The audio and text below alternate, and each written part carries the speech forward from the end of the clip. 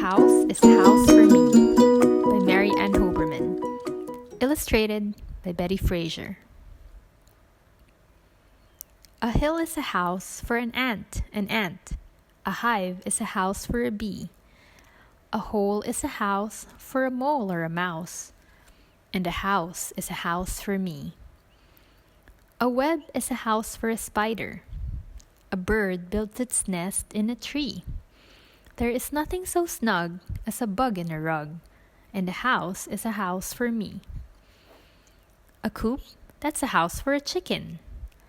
A sty, that's a house for a sow. A fold, that's where sheep all gather to sleep. A barn, that's a house for a cow. It is also, of course, a house for a horse.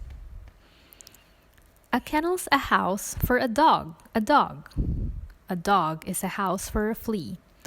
But when a dog strays, a flea sometimes stays, and then it may move in on me. Houses for rabbits are hutches. A house for a mule is a shed. A castle's a house for a duchess. A bedbug beds down in a bed. Mosquitoes like mudholes or puddles. Whales need an ocean or sea. A fish or a snake may make do with a lake, but a house is a house for me. A shell is a dwelling for shellfish, for oysters and lobsters and clams. Each snail has a shell, and each turtle as well, but not any lions or lambs.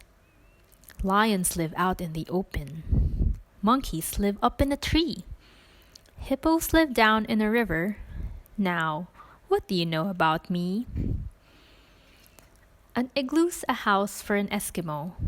A teepee's a house for a Cree. A pueblo's a house for a Hopi. And a wigwam may hold a Mohi. A garage is a house for a car or a truck. A hangar's a house for a plane. A dock or a slip is a house for a ship. And a terminal's house for a train. A husk is a house for a corn ear. A pod is a place for a pea. A nutshell's a hut for a hickory nut. But what is a shelter for me? A glove is a house for a hand. A stocking's a house for a knee. A shoe or a boot is a house for a foot.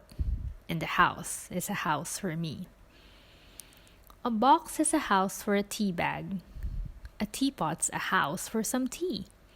If you pour me a cup and I drink it all up, then the tea house will turn into me. Cartons are houses for crackers. Castles are houses for kings. The more that I think about houses, the more things are houses for things. And if you get started in thinking, I think you will find it is true that the more that you think about houses for things, the more things are houses to you. Barrels are houses for pickles, and bottles are houses for jam. A pot is a spot for potatoes. A sandwich is home for some ham. The cookie jar's home to the cookies. The bread box is home to the bread. My coat is a house for my body. My hat is a house for my head. Perhaps I have started far-fetching. Perhaps I am stretching things some. A mirror is a house for reflections. A throat is a house for a hum. But once you get started in thinking, you think and you think and you think. How pockets are houses for pennies, and pens can be houses for ink. How peaches are houses for peach bits, and sometimes are houses for worms. How trash cans are houses for garbage, and garbage makes houses for germs. And envelopes, earmuffs and eggshells, and bathrobes and baskets and bins, and rag bags and rubbers and roasters, and tablecloths, toasters and tins.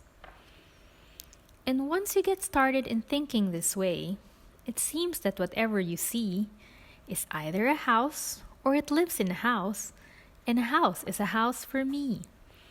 A book is a house for a story. A rose is a house for a smell. My head is a house for a secret I never will tell. A flower's at home in a garden, a donkey's at home in a stall.